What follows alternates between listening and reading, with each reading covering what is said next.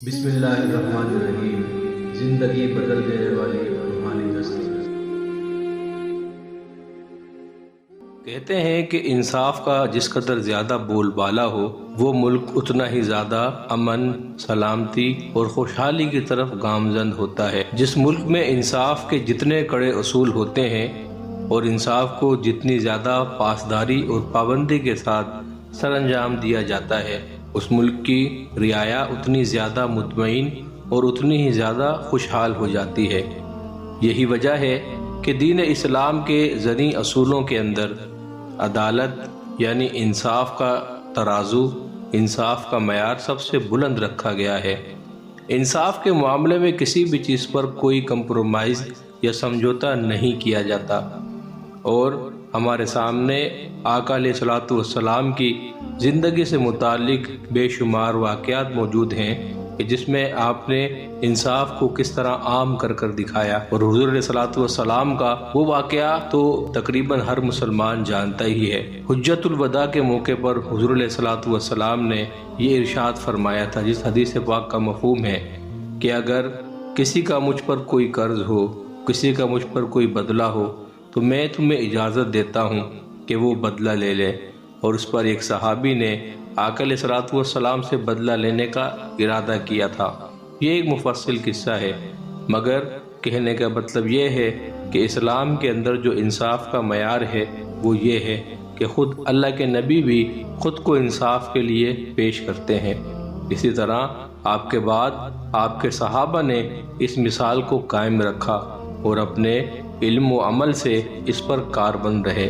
آج ایک نہایت خوبصورت حکایت سنتے ہیں جس سے ہمیں پتہ چلے گا کہ کوئی ملک یا علاقہ یا قصبہ یا قبیلہ یا خاندان یا گھر کیوں ویران ہو جاتا ہے، اور ترقی کے اندر کون سی چیز سب سے بڑی رکاوٹ ہوتی ہے۔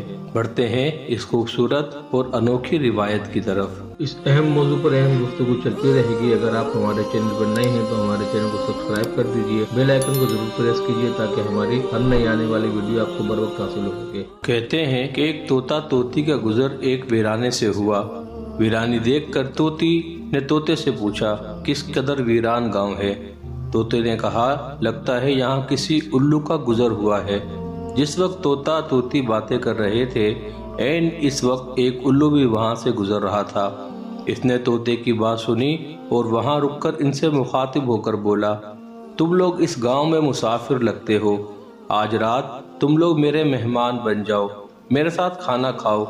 الو کی محبت بھری دعوت سے طوطے کا جوڑا انکار نہ کر سکا اور انہوں نے الو کی دعوت قبول کر لی۔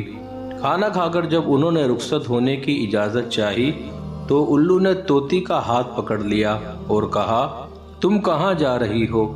طوطی پریشان ہو کر بولی، یہ کوئی پوچھنے کی بات ہے، میں اپنے خاوند کے ساتھ واپس جا رہی ہوں۔ الو یہ سن کر ہنسا اور کہا، یہ تم کیا کہہ رہی ہو؟ تم تو میری بیوی ہو۔ اس پر طوطا طوطی الو پر جھپٹ پڑے اور گرما گرمی شروع ہو گئی۔ دونوں میں جب بحث و تکرار زیادہ بڑھی تو الو نے طوطے کے سامنے ایک تجویز پیش کرتے ہوئے کہا، ایسا کرتے ہیں، ہم تینوں عدالت چلتے ہیں اور اپنا مقدمہ قاضی کے سامنے پیش کرتے ہیں، قاضی جو فیصلہ کرے وہ ہمیں قبول ہوگا۔ الو کی تجویز پر طوطا اور طوطی مان گئے اور تینوں قاضی کی عدالت میں پیش ہوئے۔ قاضی نے دلائل کی روشنی میں الو کے حق میں فیصلہ دے کر عدالت برخاست کر دی۔ طوطا اس بے انصافی پر روتا ہوا چل دیا تو الو نے اسے آواز دی، بھائی اکیلے کہاں جاتے ہو؟ اپنی بیوی کو تو ساتھ لیتے جاؤ۔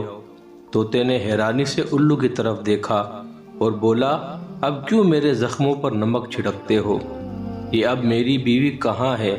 عدالت نے تو اسے تمہاری بیوی قرار دے دیا ہے۔ الو نے طوطے کی بات سن کر نرمی سے بولا، نہیں دوست، طوطی میری نہیں تمہاری ہی بیوی ہے۔ میں تمہیں صرف یہ بتانا چاہتا تھا کہ بستیاں الو ویران نہیں کرتے، بستیاں تب ویران ہوتی ہیں جب ان سے انصاف اٹھ جاتا ہے۔